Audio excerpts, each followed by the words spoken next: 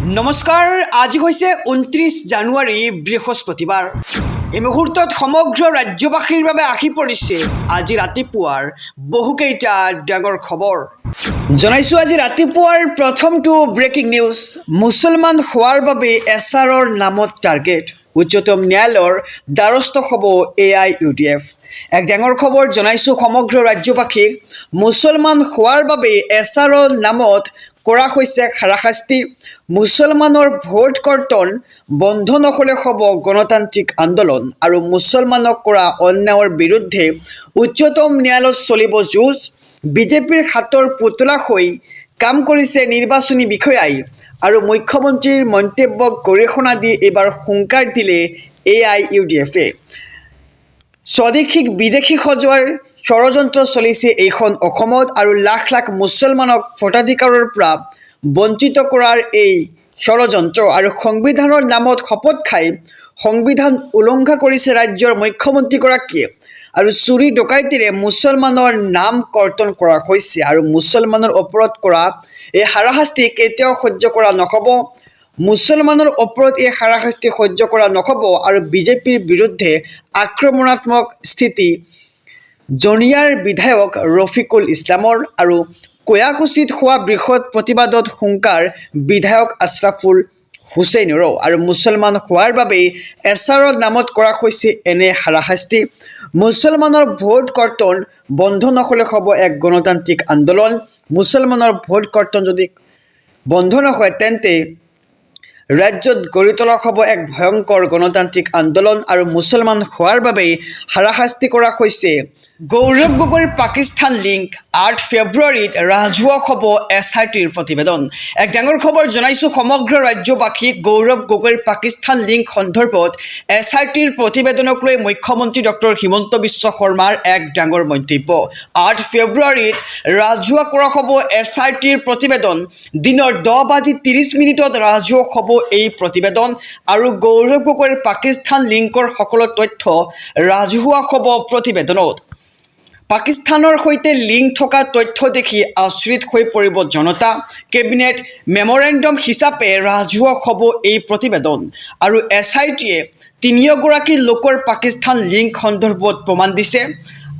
আলী তৌৰিক শ্বেখ, গৌৰৱ গগৈ আৰু এলিজাবেথ গগৈৰ বিৰুদ্ধে প্ৰমাণো দিছে আৰু গৌৰৱ গগৈৰ পাকিস্তান লিংক সন্দৰ্ভত SITৰ প্ৰতিবেদনক লৈ মুখ্যমন্ত্ৰী ডক্টৰ হিমন্ত বিশ্ব শৰ্মাৰ ডাঙৰ মন্তব্য। এইবাৰ 8 ফেব্ৰুৱাৰীত ৰাজহুৱা কৰা হ'ব SITৰ প্ৰতিবেদন। দিনৰ 10:30 ৰাজহুৱা হ'ব গৌৰৱ গগৈৰ পাকিস্তান লিংকৰ সকলোবোৰ তথ্য।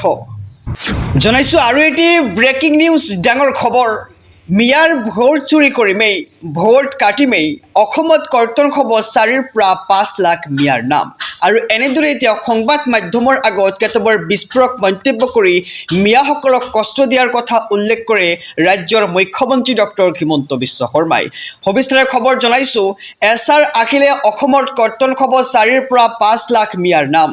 মোৰ কামেই হৈছে মিয়াক কষ্ট দিয়া আৰু কংগ্ৰেছে বেয়া পাই একো লাভ নাই, আমি মিয়াৰ ভোট চুৰি কৰিমেই, ঘোষণা মুখ্যমন্ত্ৰী ডক্টৰ হিমন্ত বিশ্ব শৰ্মাৰ। আৰু মিয়াই কিয় অসমত ভোট দিব?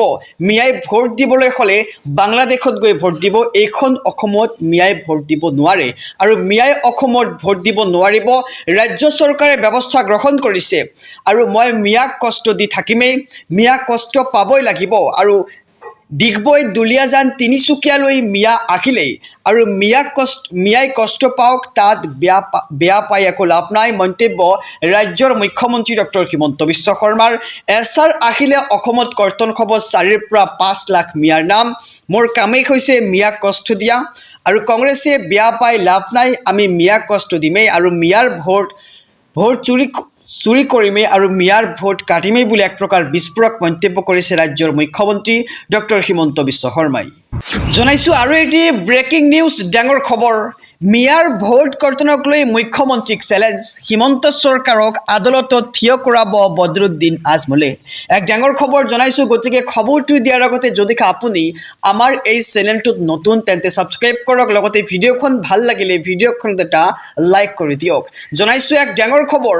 মিয়াৰ ভোট কৰ্তনক লৈ আদালতৰ কাষ চাপিব মৌলানা বদৰুদ্দিন আজমলে মুখ্যমন্ত্ৰীক চেলেঞ্জ দি পুনৰ মিয়াৰ কাষত থিয় দিয়াৰ চেলেঞ্জ এইবাৰ বদৰুদ্দিন আজমলৰ সৰ্বোচ্চ ন্যায়ালয়ত অসমৰ মিয়াৰ হৈ যুঁজ দিব আজমলে আৰু ভোটাৰ তালিকাৰ পৰা মিয়াৰ নাম কাটিব নোৱাৰিব মুখ্যমন্ত্ৰীয়ে মিয়াক বাংলাদেশলৈ যাব কোৱা মুখ্যমন্ত্ৰীক হুংকাৰ এইবাৰ আজমলৰ মিয়া মুছলমানক প্ৰতাৰণা কৰি আহিছে মুখ্যমন্ত্ৰী ডক্টৰ হিমন্ত বিশ্ব শৰ্মাই আৰু মিয়াক যিমান কষ্ট দিব লাগে দি থাকক মুখ্যমন্ত্ৰীয়ে মিয়া মুছলমানে মুখ্যমন্ত্ৰীৰ হিদায়তৰ বাবে দোৱা কৰিব আৰু 100 বছৰৰ অধিক কাল অসমত বাস কৰি আহিছে মিয়াই আৰু মিয়া যদি বাংলাদেশ যাব লাগে মুখ্যমন্ত্ৰীক থাইলেণ্ড আৰু চীনলৈ যাওক আৰু মুখ্যমন্ত্ৰীৰ কাম সমাজত মিলাপ্ৰীতি বিয়পোৱাহে কিন্তু মুখ্যমন্ত্ৰীয়ে মিয়াসকলৰ বিৰুদ্ধে থিয় দি উঠিছে